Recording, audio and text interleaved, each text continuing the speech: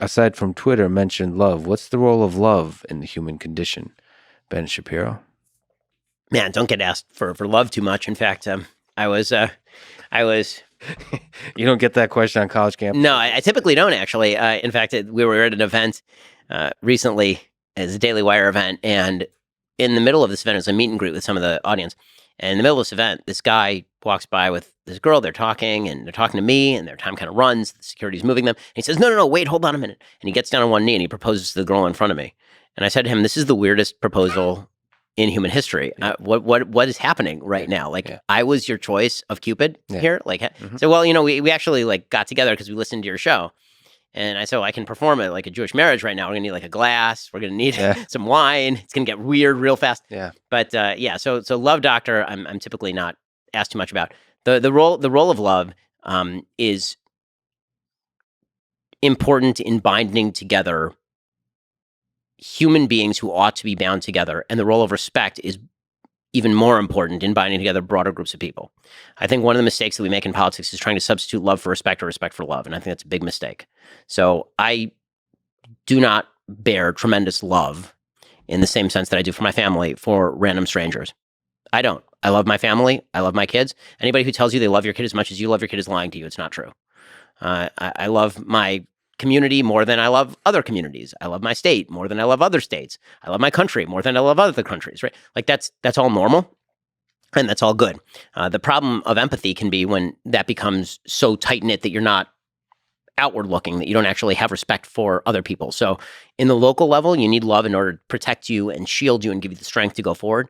And then beyond that, you need a lot of respect for people who are not in the circle of love. And I think trying to extend love to people who either are not going to love you back or are going to slap you in the face for it, or who you're just not that close to, it's either it runs the risk of being airsats and fake, or it can actually be counterproductive in some senses.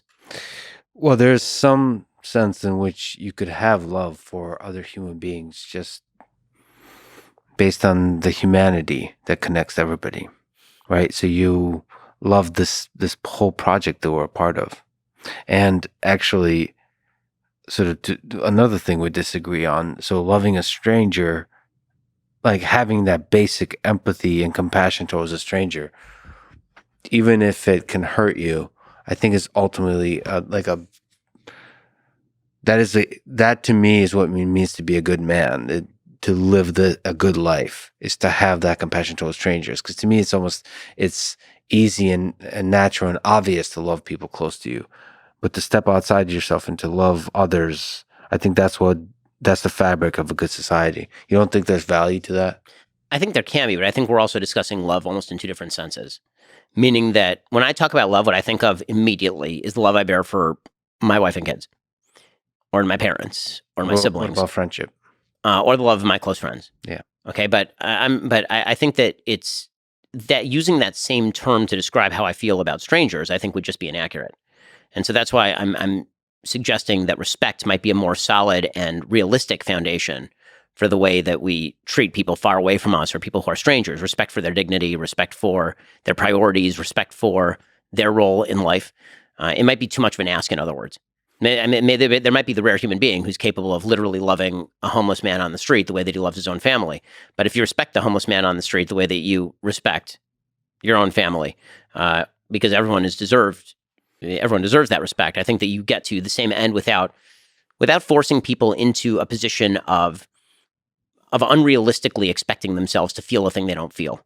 One of the big questions in religion that comes up is God makes certain requests that you feel certain ways, right? You're supposed to be bisimcha, you're supposed to be happy about certain things, or you're supposed to love thy neighbor as thyself, right? You'll notice that in that statement, it's thy neighbor, right? It's not just like generally anyone. It's love thy neighbor as thyself. In any case, I think that extends to anyone that follows you on Twitter.